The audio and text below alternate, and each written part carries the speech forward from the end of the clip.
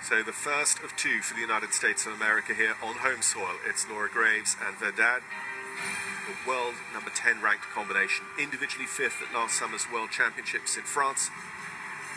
But a combination don't have a lot of international mileage. They don't have a lot of indoor mileage.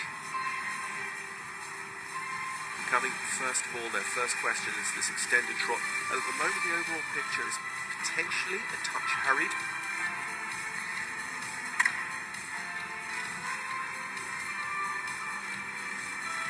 Winner of two World Cup qualifiers at Wellington in Florida. Starts these half passes now. These trot half passes, there's a great flow to it. Again, just losing perhaps a little bit of the lateral work of it, the parallel.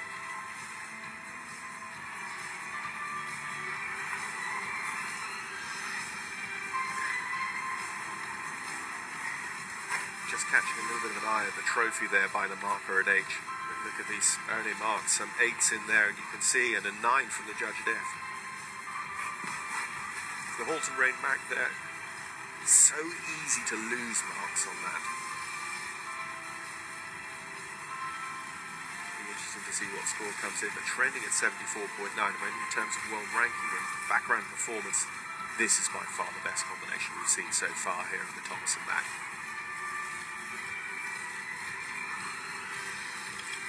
Great passage, very, very expressive. Yeah, a little hesitant, Piaf. It's not as good quality as the passage just at the moment, but nicely on the spot.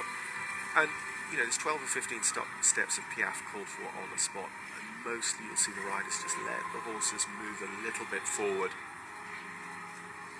because it's better to sacrifice the accuracy element of the mark for the overall technical proficiency of the movement being performed.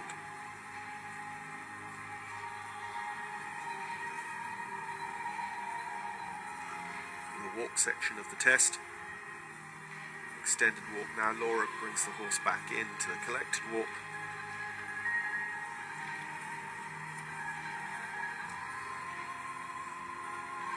And now here we've got this direct upward transition to passage.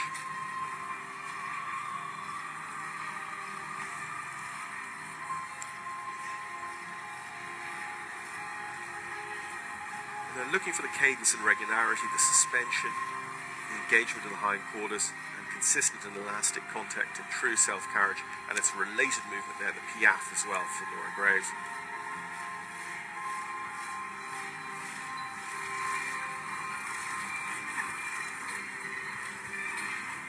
Another difficult transition there at the end of that Piaf passage section, the direct upward transition to canter.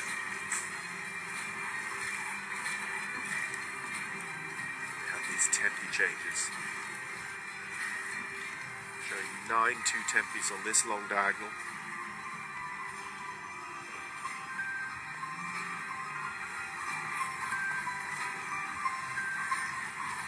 Again, as I was saying about the overall picture, the holistic element of the judging, the quality of the canter beginning and after the changes is as an important part of the mark that will be given by the 7 judges around the ring.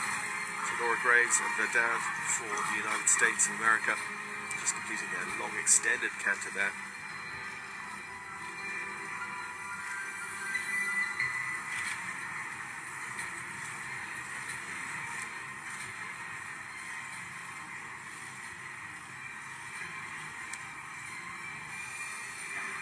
Again, another one perhaps just with the zigzag a little bit balanced over towards the B side of the arena.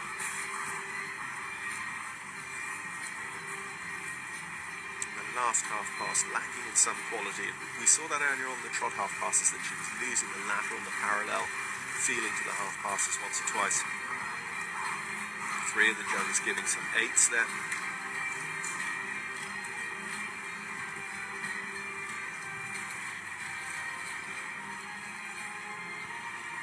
Just braking for a second there, coming into that counter pirouette.